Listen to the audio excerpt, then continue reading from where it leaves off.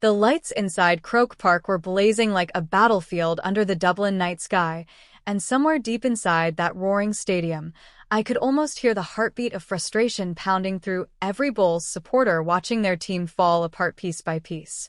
My name is Brain, and tonight I'm not here to celebrate rugby. I'm here to talk about something far more dangerous in sports, the moment when players stop fighting only the opposition and start fighting the officials too. Because what happened in that United Rugby Championship final wasn't just about missed chances, brutal tackles, or Leinster domination. No, according to some of rugby's biggest legends, what happened crossed a line into something much uglier. Something they called fiction. The Bulls arrived in Dublin carrying pressure heavier than concrete. For finals. For opportunities to prove themselves.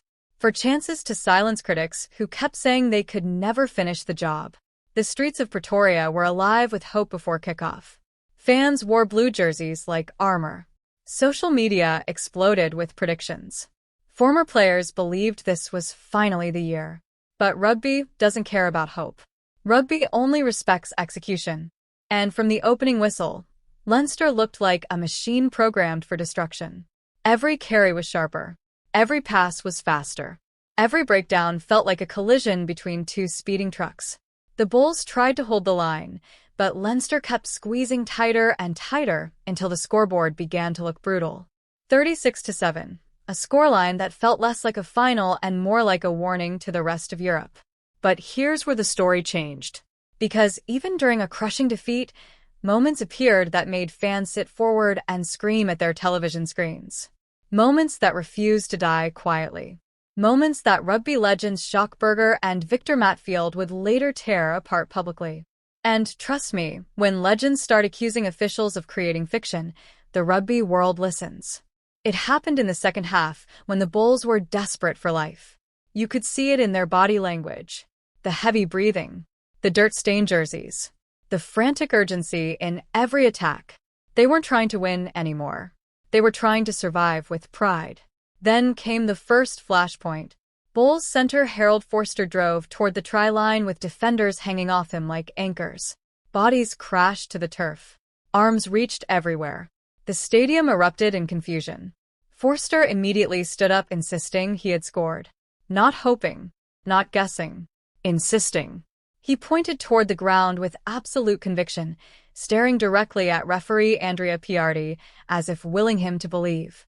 Now in rugby, one decision can change momentum. One decision can change emotion. And sometimes, one decision can change history. Piardi initially said no try. But because Vorster protested so passionately, the officials reviewed the footage. Thousands inside the stadium waited. Millions watching around the world held their breath. Slow-motion angles appeared. Fans zoomed in on screens at home. Commentators debated frame by frame. And then came the verdict from TMO Matteo Lipperini. No clear evidence. No try. But here's the problem. Broadcast angles appeared to show the ball touching the line. Barely. Just enough. A tiny brush. A fraction of contact. Yet for the officials, it wasn't enough to overturn the original decision. Instantly, outrage exploded. Bulls supporters couldn't believe it. Social media erupted like wildfire. Some claimed the officials ignored obvious evidence. Others argued the decision followed protocol perfectly. But when former Springboks stars started speaking, the controversy turned nuclear. Schalk, a man who survived some of rugby's fiercest battles, didn't hide his frustration for even a second. Sitting during post-match coverage, he looked almost exhausted by what he'd witnessed. He said this was the first real moment where the Bulls finally managed to pressure Leinster properly.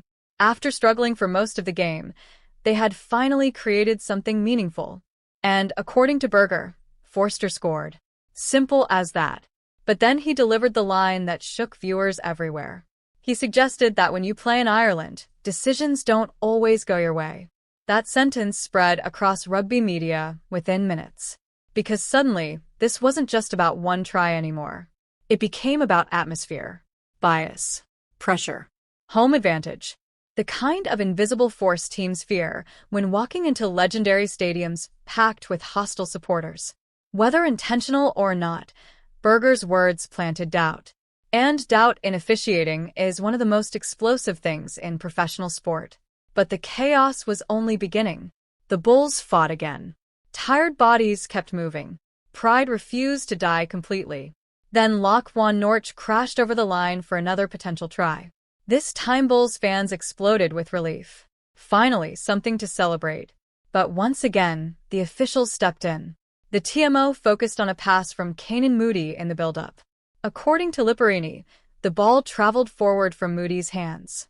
Piardi reviewed the angle carefully before agreeing. Try cancelled. And that's when frustration became fury. Because unlike obvious forward passes that everyone spots instantly, this one divided opinion completely. Some viewers thought it floated flat. Others believed momentum made it appear forward on camera. Rugby fans know this debate well. A pass can travel backward from the hands but drift forward because players are sprinting at full speed. It's one of the oldest arguments in sport. Yet the officials insisted the evidence was clear. Piardi even pointed toward the screen saying, "This is the camera angle we need to use." To him, the decision looked obvious. But to many watching, it looked anything but obvious. Then came Victor Matfield. Now if you know rugby, you know Matfield isn't just another former player giving opinions online. He's one of the greatest locks the game has ever seen. A World Cup winner. A tactical mastermind. Someone whose understanding of rugby is respected worldwide. And when Matfield spoke, his disappointment sounded personal. He argued the TMO should never have interfered because the evidence wasn't clear and obvious enough. In his eyes, the officials created certainty where uncertainty existed. That's why the word fiction became so explosive. Imagine being a Bulls player in that moment. You've traveled thousands of kilometers. You've trained for months. Your body is destroyed after 80 minutes of collisions. You've finally crossed the line twice against one of Europe's strongest teams. And both moments disappear after video reviews. Whether the decisions were correct or not almost becomes irrelevant emotionally. The psychological damage is already done. Momentum dies. Belief disappears. Energy drains out of players like air leaving a punctured tire. And yet, there's another side to this story too. Because officials in modern rugby live under impossible pressure. Every angle is replayed globally within seconds.